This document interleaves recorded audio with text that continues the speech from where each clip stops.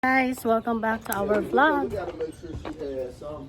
So we're leaving now. We're going to where are we going?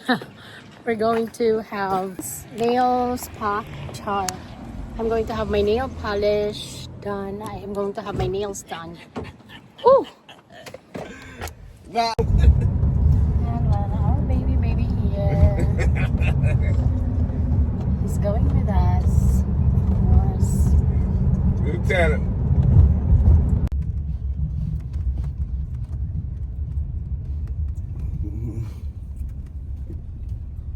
One thing about me, Yeah. she'll move. Nails. If she don't let her temper mess her up, you see what I'm saying?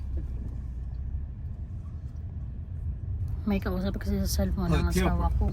Kaya ganyan.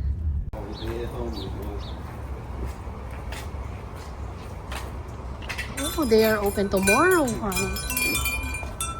Wow.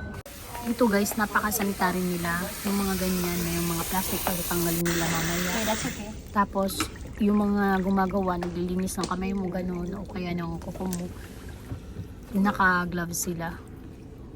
Oo. O, diba ang cool? Pag naglilinis ng kuko, naka-gloves. Okay guys, I'm here na. So, the work is about to start. O diba, napaka-supportive ng husband ko. Andun lang siya. Look at that. He will wait for me until I finished. Ganon siya kabait. Ganon siya ka-patience. O diba, ang cool. Tapos syempre si baby andun din. Hopefully, hindi umiyak. Sana good siya. Ito naman guys, ang mga presyuhan dito. Yan guys, sa manicure gel polish na $35 ang inavail ko. Kasi naghuhugas tayo ng plato. Kaya dapat hindi masira. Tapos, yan namang basic pedicure na $35. Kasi naman guys, lagi lang naman ako nakasapatos. 'Di ba? Hindi naman nakikita. Tapos, meron naman guys nail enhancement kung gusto mong magpa-enhance ng iyong nails. Ayan. Pumipili na nga ako dito ng color, ng gel polish. Diba, ang gaganda ng mga colors. So, ayan guys, magsisimula na nga.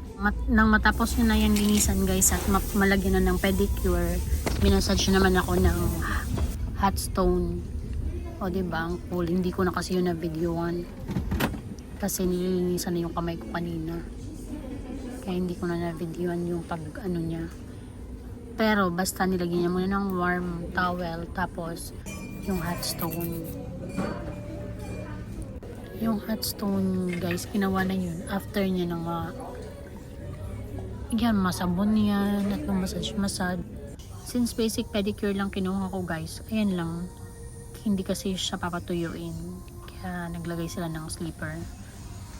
Meron naman sila guys pair of slippers na nilalagay dyan.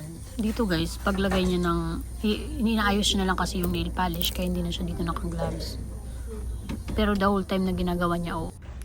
Eto guys, since gel nga ang nagpapagel ako dito sa kamay ko, gel polish, kaya ayan, pinapatuyo na.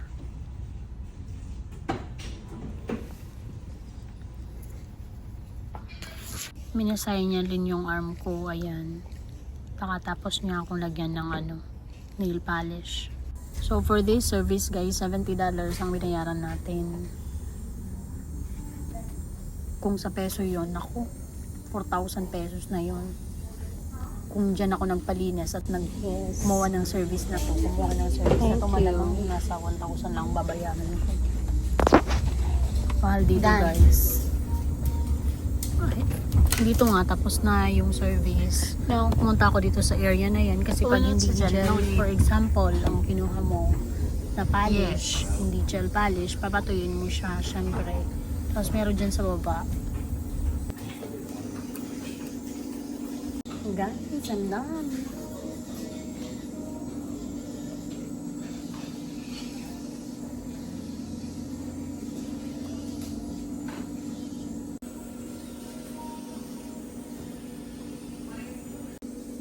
Nung last time na pumunta kami dito,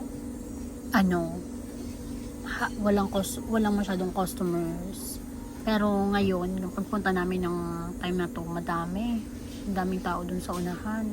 Malaki kasi yung parlor, guys. Ayan. Boy. Ayan nga guys, si baby. Nandyan lang siya. Very good naman. At syempre guys, ayan, time to pay. Ayan, sa ngayon, take charge muna siya. Guys, kung bago kayo sa channel natin, subscribe us. Yes. Thank You do? you.